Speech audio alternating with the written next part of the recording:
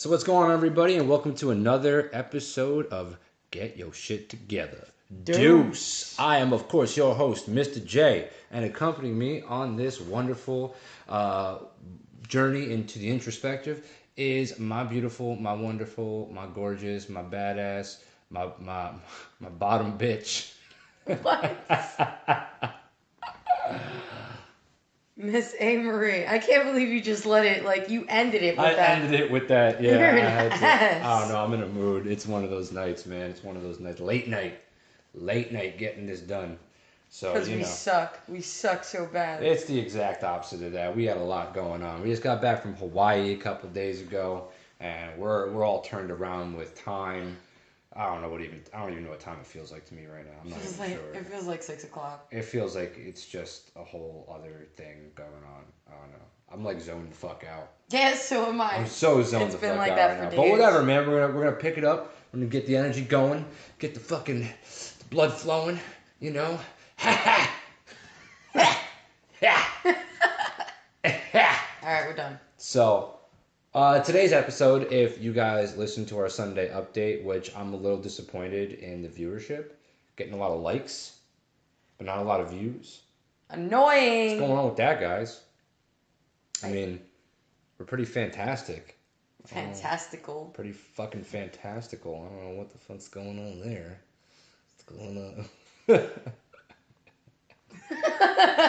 Alright, I'm done being weird and stupid. So, if you did watch the Sunday update, we brought up today's episode, which is going to be about managing temperaments, which I don't even know what order we're in anymore, honestly. What are you pulling on? I'm sorry, on your beard. What are you pulling on? You barely have any beard left. Bullshit. You trimmed it down, except for this strand right there. Long ass strand. That you missed. But anyway. There we go, it's gone. No, you didn't just pluck your... I plucked it out. It's still there. I still got a beard. I can still... Fuck off, dude. Come on, let me do the episode. But anyways, go ahead, yeah. Jesus, so judgy. It's my name. I'm Mr. Judgmental. You better cut the shit. Well. Better cut the shit. Well. So, managing temperaments. I'm not entirely sure what order we're going in anymore. We're kind of just going through them as we go through them. As we're done with this, yeah, that's all wrong. That's all fucking wrong. That board isn't updated right now. Miss AMarie looked at our board, and it's not in the order that I have it down on paper. So, but we have been going through this little section of our podcast of really what we are is a health lifestyle, podcast, and we've been developing foundations for healthy relationships, as you should know by now. And so we're on managing temperament, and I think this is pretty damn fucking crucial in terms of if you've built through the last parts of our episodes, let's say you're implementing, patience, communication, self-respect, self-love, solidarity, accountability, goal building. If you've developed most of those things by now, then you should be at a point in your development that you're kind of noticing that everyone has a different mode of being, a different way of thinking, a different way of doing things. Some people are, and I'll use the 5 big personality types. They use them in psychology, the 5 big traits. People have different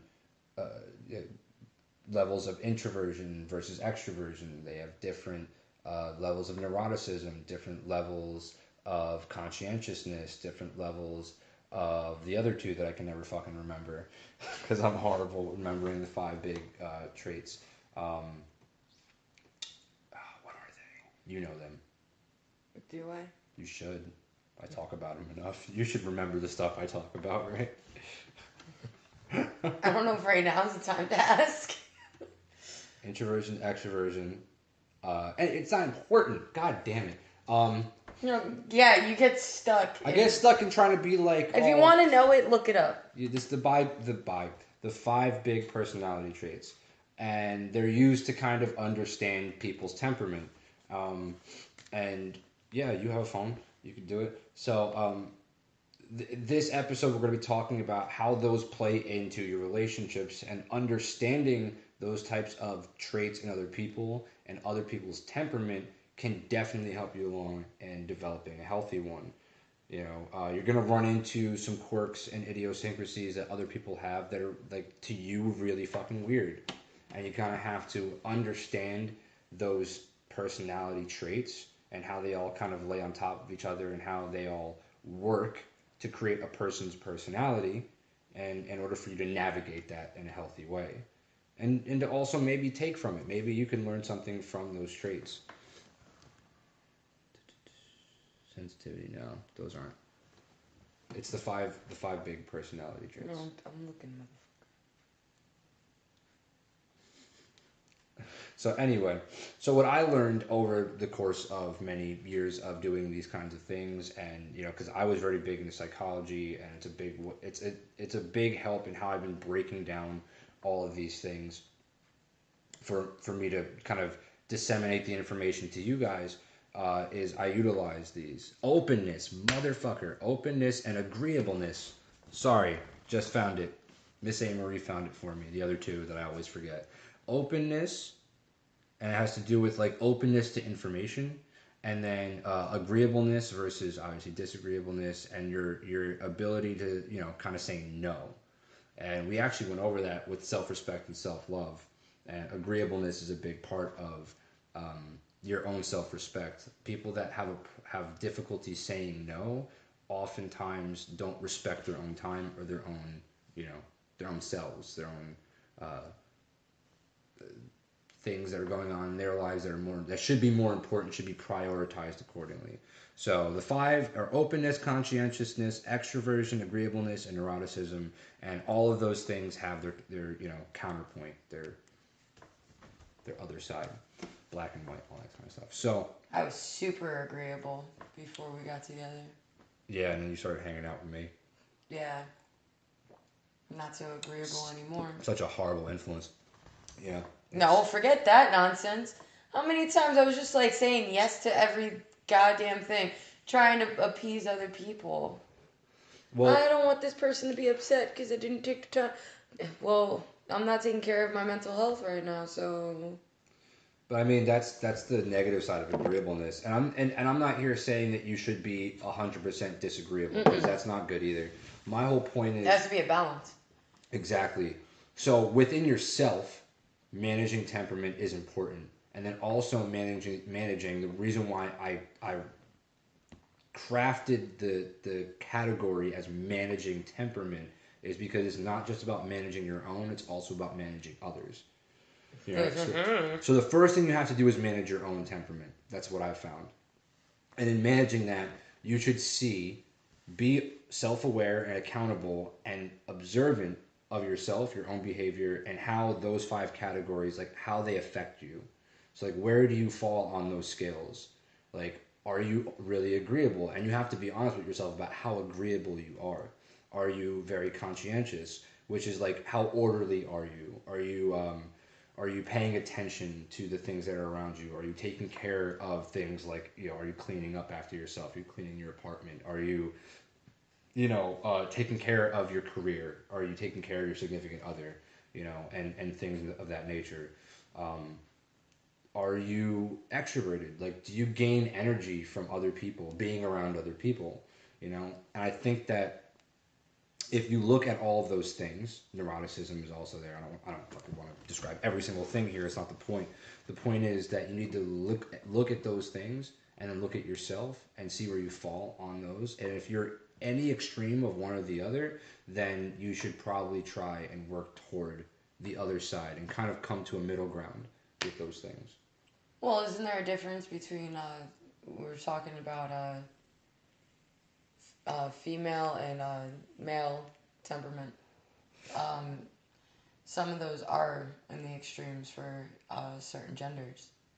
Masculine versus feminine energy, and like how masculine energy manifests itself within the big five, and then how femininity manifests itself in those same categories. Didn't we did the test?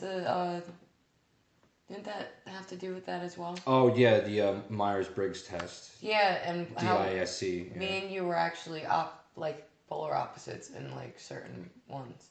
Yeah, if for you and I, we were actually very similar across the board. We were more extroverted, and again, like all of these things Like, they can change over time too. But. I was ENTP, you were ENFP, and the thing is that on each one of those categories, like E was for extroversion, N was for intuitive, T was for thinking, and P was for perceptive.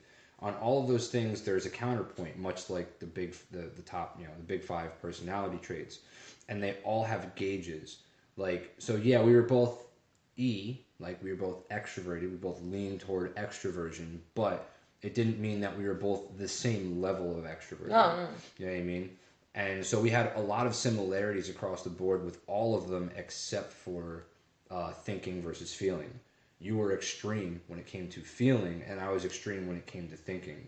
And it has a lot to do with how we deal with the world, right? So when you're met with a problem, like my first thing to do, my first like default reaction is to think my way out of it. Okay, use logic and try to break it down. Why is this the way it is, and how do I circumvent it with my intelligence and my know-how? Yours was more like, how do you feel about it? How do you feel your way out of the situation? And that usually, which is why it's weird for me to be intuitive, usually people that feel are more intuitive. They feel their way through things because like they're not thinking, it's natural, they just kind of do it. But I do both. Like I can think, but I can also be intuitive enough to, kind of navigate things without having to like overanalyze the shit out of it. Yeah. True. Fucking truth. Facts. Being honest. Facts on facts. facts. It's a super fact. It is a super fact. So anyway, my whole point with all of this really is there's balance involved. And when we're talking about male versus female, or more specifically feminine versus masculine, masculine energy, masculinity tends to err more on the side of thinking, perception versus judgmental, not really intuitive. I forget what the opposite of intuitive was at least for the DISC, for the Myers-Briggs test. Well, when people have like certain extremes, like our extremes, it is usually better to be with someone that is like the opposite, because then it kind of all just comes together. Because I actually now, more than feels, even though I am super feelsy. I don't care. I'm always in my feelings.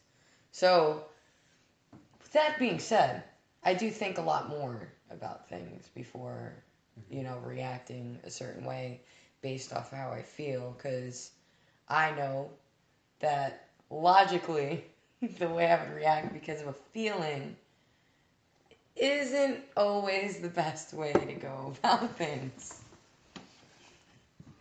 Yeah.